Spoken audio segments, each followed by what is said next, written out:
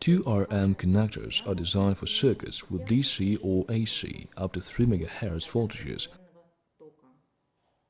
up to 700 volts.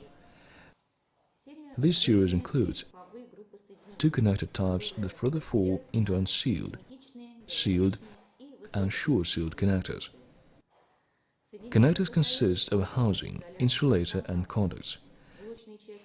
Connector housings have nuts for shielded or unshielded cables.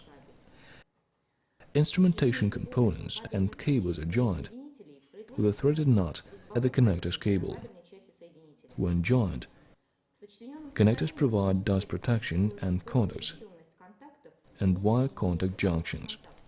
Unsealed 2RM, 2RMT, 2RMD, 2RMDT connectors consist of two unsealed parts.